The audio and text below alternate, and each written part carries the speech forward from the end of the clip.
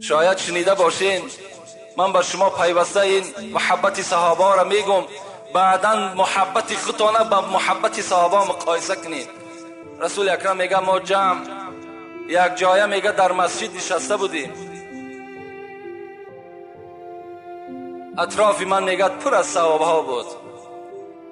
به ناگاه میگه گفتم ای یاران من، ای همنشینان من، الحال از دروازه مسجد کسی داخل می شود که جنت مشتاق اوست. صحابه در حیرت ماندند که آدم جنتی را در دنیا چهرهش بینیم کی باشد. همه میگه خیستند نزد دروازه رهسپار شدند. لیکن رسول اکرم گفت ای صحابه ها، گفت دوستان خدا را شناخته نمی شود. آن کسی که الحال وارد مسجد می شود که جنت مشتاق اوست، شما او را نمی شناسید. صحابه میگه گشته آمدن در اطراف پیغمبر مثل پروانه نشستند. به ناگاه میگه یک مرد در آمد، قد دراز داشت و سیاه پوست بود. این بلال نبود، این هلال بود. به نزدیک رسول اکرم آمد، با پیغمبر خدا میگه سلام کرد، در پیش پیغمبر خدا نشست. رسول الله میگه وقتی من نظر به چهره هلال کردم، چشمهاش میگه در قعر سرش رفته بود از گشنگی. میگه گفتم هلال اگر اجازت باشد طعام برای تو مهیا کنم تا که افطار کنیم. میگه هلال گفت پیغمبر خدا من نظر کردم که اگر با پیغمبر خدا ملاقاتی شوم 3 روز روزه میگیرم. امروز که خدا مرا نصیب دیدار تو کرده است، من 3 روز روزه میگیرم. رسول الله میگه گشته گو هلال وقتی که بعد 3 روز روزه تا میشکای در حق محمد دعا کن. هلال میگه گشته گفتن یا رسول الله شما نجات یابنده هم در دنیا و هم در آخرت هستین، شما آفتاب هم دنیا و هم آخرت هستین، شما دعای هلال ده هیچ احتیاجم ندارین.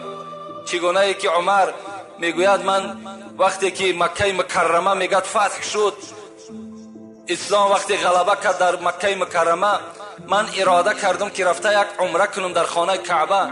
پیغمبر خدا میگه به جانب من گشت گفت عمر اشرکنا بشیء من دعائک ولا تنسنا. عمر وقتی تو عمره میکنی و عمره را بود میکنی، یعنی حج بود میکنی، محمد را فراموش نکن، در دعات مرا وابسته بکن، در حق من دعا کن. عمر میگه وقتی این سخن من از زبان رسول اکرم شنیدم، برای من دیگر دنیا و آنچه که در دنیا بود مثل این کلمه مرا خوشنود نکرد که محمد از عمر دعا طلب میکند. هلالم همچنان از پیغمبر خدا گفتن شما احتیاجی دعا ندارین ای پیغمبر خدا، لکن خدا داناست که آیا این 3 روز دیگر من حیا دارم یا ندارم. میگه از نزد رسول اکرم بیرون شدن.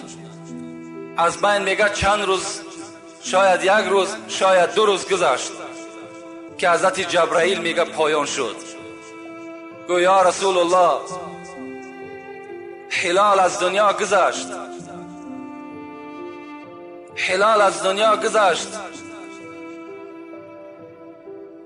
خداوند بر تو امر میکند که تکفین و تجهیز هلال خود به دست خود بکن.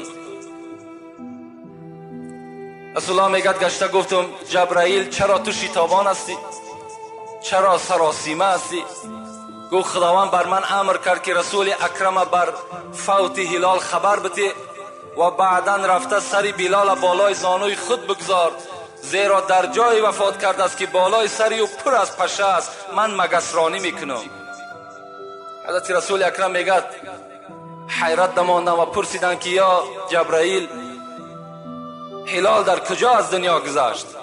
گفت در خانه مغیره، غلام مغیره است، در خانه مغیره از دنیا گذشته است.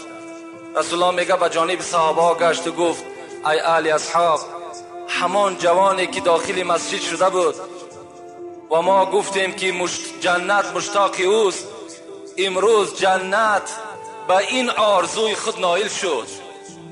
هلال از دنیا گذشت. خدای من بر من امر میکند که تکفین و تجهیز او را و غسل او را به دست خود کن. یک جایه خانه مغیره میریم. صحابه میگه یک جایه خیستیم.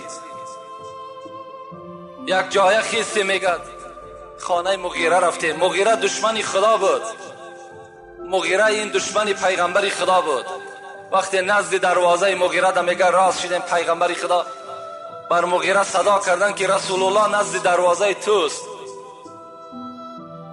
این بدبخت که رسول الله را نمیشناخت، این خدازده که رسول الله را قدر شکی نمیدانست، چی گفت؟ گفت پیغمبر نزد دروازه من چی میکند؟ کجا آمد از خانه من؟ مولوی رومی چی میگوید؟ رسول را استونی حنانه بشناخت، ابو جهل آدمی و دشمنی ساخت. رسول الله وقتی میگه در بالا یک کنده خرما به مردم موعظه میکرد، برای پیغمبر وقتی یک منبری نو میگه تیار کردن، رسول الله از بالای کنده خرما فر آمدن، بالای منبر بر آمدن. صحابه ها میگن در داخل مسجد گویا که یک گوده گریه میکرد، نالیش در مسجد بلند شد. پرسان که پیغمبر خدا این نالیش از کجاست؟ گفت همین کنده خرما بحر من گریه دارد که من امروز او را ترک کردم، بالای منبر نو بر آمدم. رسول الله میگه پیشی بر کردن، همون کنده را آوردن در تی مناره منبر خودشان گذاشتن. میگه کنده میگه از آواز دادن ماند. مولوی رومی امیر میگه که رسول را استونی حنانه بشناخت. همون خرما چوب بود، جان نداشت، عقل نداشت، لیکن پیغمبر شناخت. ابو جهل آدمی و دشمنی ساخت. ابو جهلم، این ابو لهبم، این مغیرم، امیه ابن خلفم، همه اینا آدم بدن لیکن پیغمبر نشناختن. گفت چیکار میکند پیغمبر نزد دروازه من؟ و میگه بیرون شد. وقتی که میگه بیرون شد، رسول الله را که دید، رسول الله گفت که مغیره در خانه تو دوستی از دوستهای خدا گذشته است. گفت در خانه من کسی نگذشته است. من نو از نزد دسترخوان همراه اولاد و اجدادم بودم. گفت ای مغیره، گفت من از پیش خود نیامدم، مرا خدای خود امر کرده است. مغیره در این گپ میگه دو دیله شد، خواست رسول اکرم دروغگو کند، خانه در آمد. وقتی میگه بیرون شد، نگاه کرد همه خانه ده همه سلامت است، اون فرزندای بدبخت مشرکش همه زنده است. خواست که پیغمبر را دروغگو کند. در حالت میگه غلام دوید آمد، گفت ای مولا، گفت ای مغیره، گفت هلال از دنیا گذشته است. میگه مغیره گفت محمد گفت عجیب گپی میزنی، از خاندان تو کسی گذشته است، از خاندان من کسی نگذشته است. یک غلامی بود وای گذشت و یک عاقل روبی من بود وای گذشت. رسول الله گفت اگر تو میدانستی که هلال کی هست، اگر تو میدانستی که هلال در کدام زینه است، هیچگاه این سخنها را نسبت ما نمیگفتی. رسول الله میگه وقتی که من داخل همون جایی که شتران اسبان همین بدبخت بستگی بود، وقتی وارد شدم میگه نگاه کردم جبرائیل یمین میگه سری مبارک هلال بالای زانو گذاشته است و پشه هایی که بالای هلال میشیشت همه اونا را از بالای سر هلال دور میکرد. نگاه کردم پای مبارکش در بالای سرگینای شتر و سر مبارک در نزد تی پای همون شتران میگه هم تفتیدگی جان به حق تسلیم کردگی است. عمر میگه گفتن یا رسول الله من خود میشویم، من خود کفن میکنم. محمد گفت هلال غریب بود، هلال یتیم بود، هلال بیکس بود، محمدم یتیم است، محمدم غریب است. غریب را غریب میشود. حضرت میگه دست به شستن زدن، حضرت بلال کفن کردن. وقتی میگه من، حضرت عمر میگه همراه رسول الله که وقتی به قبر بردیمش، در قبر میگه وقتی که هلال داخل کردیم که حضرت در دنیا روزدار بودن، میگه دهن لحد بسته شد، رسول اکرم تبسم کردن. صحابه میگه پرسیدن یا رسول الله این قبرستان که موضع تعزیت است، موضع جای گریه هست، این خنده بهر چیست؟ رسول الله گفت وقتی که هلال گذاشته شد، دو حور از بهشت در دست یک طعام جنت، در دست یک شراب از حوض کوثر نزد میگه بلال حاضر شدند. یکی میگفت بلال گرسنه آمده است طعام جنت میخورد، یکی میگفت که هلال از دنیا تشنه آمده است این آب می نوشد. یک حور دیگر آمده است میگه به جانب من اشاره میکرد ای محمد هلال در نکاح من بدرار. میگه هلال به جانب من تبسم کرد و گفت لا اريد الا هو، نه طعام میخوام نه شراب میخوام نه حور در نکاح خود میدرارم، تا جمال الهی را نبینم من به هیچ کدامی راضی نیستم. محبت بین، تا جمال خدا را من نگاه نکنم بر من نه زن لازم است نه شراب لازم است نه طعام لازم است. با این گونه از دنیا گذشتم. دشمنی را بینید. ابو لهب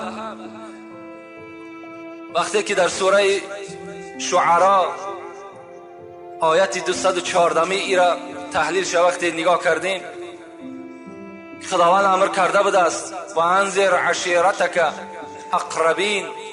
محمد اولاد اجداد از خدا بترسان.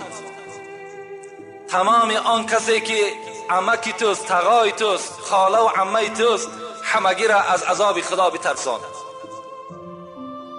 رسول الله میگه بالای کوی صفا برآمدم و گفتم ای بنی عهدی، ای بنی فهد، ای بنی هاشم. میگه وقتی از بالای صفا در مردم عرب میگه در حالت صدا میدادن که اگر یگان خطر می آمد یک کس از بالا میبرامد اعلان میکرد.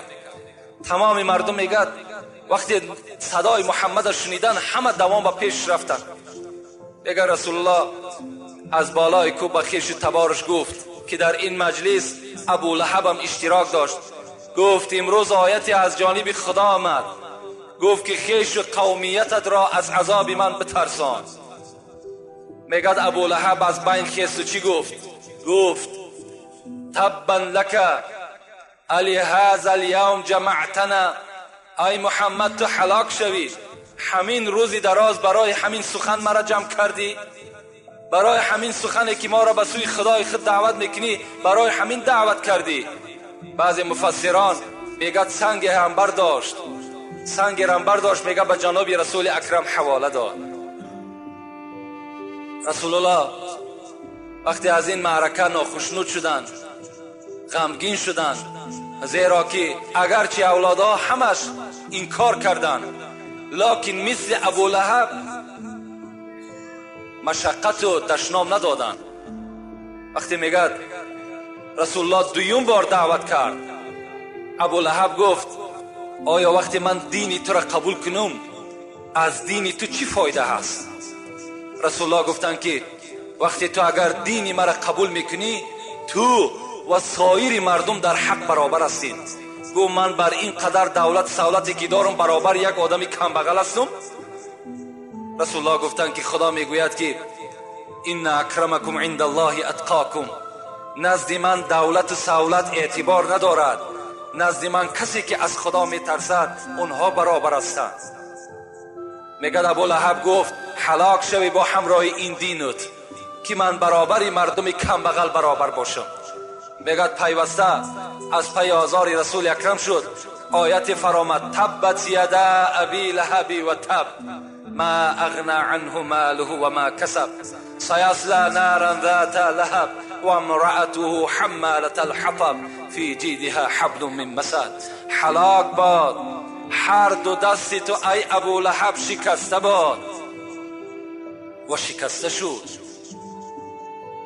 وقتی این آیت آمد ام جمیله که زن این ابو لهب بود که کارش میگد حمالة الحطب فی جیدها حبل من مسد، در گردن یک ریسمانی داشت، میگد کارش حیزم کشی بود، فقط خار میکشید نزد دروازه پیغمبر و نزد در مسجد میپاشید تا که مسلمان ها آزار بیابند. این ابو لهب پهلو با پهلوی پیغمبر خدا میگد خانه داشت. وقتی رسول الله میگد در میدان که خراگ میپخت آورده همین پسمانده گوسفند و پسمانده بز میگد در دیگ پیغمبر خدا میپرتافتند. رسول الله میبرامدن غمگین میشدند. آیا میگو حق همسایگی همین است؟ دیگر حضرت هیچ سخنی نمیگفتند مگر که یک اخلاق حمیده خوبی داشتند. این ابولهب میگه 3 فرزند داشت، یکی عتبه، یکی معتب، یکی عتیبه. این عتبه و این عتیبهش باز دامادای پیغمبر بود. اینا پیش از پیغمبری شدنش 2 دخترش رقیه و ام گلثوم در دست این 2 فرزند ابولهب بود. وقتی این آیت که آمد ابولهب غمگین شد. ابولهب در شاید مثال یک غمگین، یک بگیم دهشتی در وجودش پیدا شد که رسول الله مرد مسخره میکند، باز از خدای خود چیزی برای من آورده است. میگه در حال عتبه و عتیبه را فرمان داد که دخترهای پیغمبر را طلاق کنید. اگر شما دخترهای پیغمبر را طلاق نمیکنید پدری من بر شما حرام است. این عتبه و معتبش بعد فتح مکه باز ایمانی به پیغمبر آوردن، لکن عتیبهش به زمیانه که دختر پیغمبر که رقیهش در دستش بود طلاق داد، باز چیکار کرد؟ گفت پدر گفت من رفته گفت پیغمبری خدا را اذیت میتم. پدرش اجازت داد، مرحمت گفت رفته اذیت شده. آمد میگه در پیش پیغمبر دختر پیغمبر را طلاق داد و گفت که ای محمد، گفت من آیتی اذا نجم الهوا الذي اذا تدلى را انکار میکنم. این آیت چی است؟ پیغمبر خدا میگه ستاره ها، خداوند قسم خورده است با ستاره هایی که در آسمان است. بعضی مفسران میگه برای چی خداوند با ستاره ها قسم خورد؟ میگه برای که عدد ستاره نامعین است، دوم این که به نهایت حرکت کلان دارند و هر یک ستاره آسمان چندین برابر از زمین کلان است. برای قدرت خودش خداوند قسم خورد. الذی اذا تدلى، پیغمبر خدا گفته بود که به نزد من جبرائیل میفراید، بر من وحی میارد. این عتیبه گفت که من با اون ستاره هایی که خدای تو قسم میخورد و با این جبرائیلی که تو میگوی من انکار میکنم، اینا را باور نمیکنم. باز بازم این چیکار کرد؟ میگه دهنش میگه پر از خطوف کرد و با پیغمبر خدا حواله کرد. توف به اندام پیغمبر پرتافت. صاحب قرطبی میگه هزارها شکر که میگه این توف بدبخت در چهره پیغمبر خدا نافتید. لیکن پیغمبر خدا چی گفت؟ دست برداشت گفت اللهم سلط علیه کلبا من کلابک. خدایا گفت این بدبخت، این روسیا را با سگ از سگهای خودت گفت مبتلاش بساز. ابولهب همراه 3 فرزندش دائم که تجارت میکرد به شهر سوریه میرفت. هر 3 فرزنداش قطعی میگه رهسپار شد، به شهر شام رسیدن. در یک دهه میگه قرار گرفتن. مردم این دهه آمد گفت در اینجا شیرها بسیار است، آدم ها را شکار میکنن، خوب میشد که از اینجا دورتر میرفتین.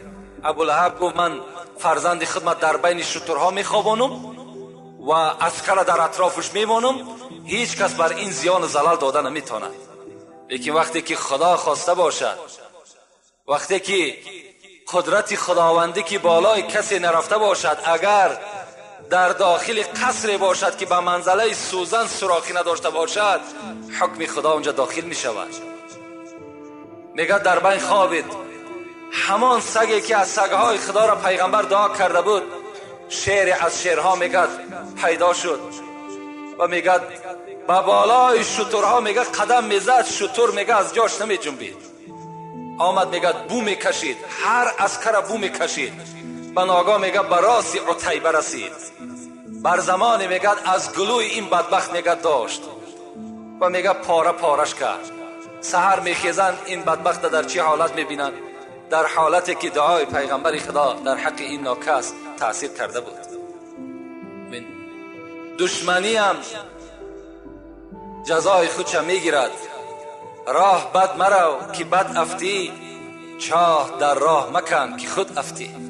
البته هر کسی که برای اسلام، برای قدر پیغمبرش، برای قدر یک عالم پس کردن میخواهد، انشاءالله البته ما به خود یک خدای داریم، یک خدای داریم که قصاص همه ما را از ظالمای ما میگیرد. هر کی با شمع خدا سازد پفو، کسی میخواهد که این شمع، این قرآن، این نور اسلام خاموش کند. رومی چی میگد؟ هر کی با شمع خدا سازد پفو، شمع کی میرد بسوزد پوزی او. این شمع نمیمیرد دیگر، این روشنی قرآن باز روشن می شود، این نمی میرد مگر پوف کننده را زبان و دهانش می سوزد. چراغ احمدی را حق بیافروخت، کسی پوف کرد ریشی خیش را سوخت. این بود مختصرا از حیات محبت صحابه های پیغمبر با پیغمبر خدا و از حیات دشمنهای پیغمبر خدا که مناسبت پیغمبر چی دشمنی ها کردن و چی جزاها دیدن. البته ما و شما شنیدیم. کاری کنیم که ما و شما امتی نوگی زبانی نشیم. کاری کنیم که هر یک زمان ایمان ما عوض نکنیم. بر سر بنده مومن مصیبت ها و مشکلات ها هر زیلش بسیار می آید. ما و شما صبر کننده باشیم. با اندک مصیبتی که بالامون می آید در حال شکست دل نشیم، بلکه چیکار کنیم تا چند محبت ما و شما قویتر و زیادتر در دل ما و شما شود. زیرا رسول الله خود گفتند مصیبت اول به سینه پیغمبرها، بعد بر عالمها، بعد بر اولیاها، بعد به جمیع مردم آمده میرسد. رسول الله را وقتی میگد ایمان می آوردن چی میگفتن؟ میگفتن مادامی بر من ایمان آوردی دروازه فقر برای تو گشاده می شود. یعنی دروازه تنگ دستی و دروازه های مصیبت بالای تو گشاده می شود.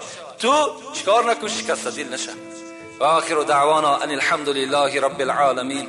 پروردگارا محبت پیغمبر خدا را در دل همه ما بندگانت زیادتر بساز. خدای مهربان، فردای قیامت که خود وعده کرده ای ولسوف یعطیک ربک فترضی، ای محمد زود است که من تو را بیرق شفاعت میتم تا آن زمانی که اگر تو از من راضی نشوی من بیرق شفاعت را از دست تو نمیگیرم. خدایا از این شفاعت پیغمبرت اهل این امتات برخوردار بساز. خدای مهربان روز به روز، ساعت به ساعت، دقیقه به دقیقه امت رسول اکرم در روی دنیا صفش زیادتر بساز. ربنا افتح بیننا و بین قومنا بالحق و انت خیر الفاتحین. السلام علیکم و رحمت الله و برکاته. برادرانی که در اینجا خیر احسان ها کردن، خدای خیر احسان ها را به درگاهش مقبول بسازد. مرادها و مطلوب هایی که دارن برآورده خیر، بیماری هایی که دارن خدای با بیماری های شفای کامل، شفای عاجل نصیب و روزی کند. یکی از بیماری ها اینجا بابای شفیع که محله ما چندی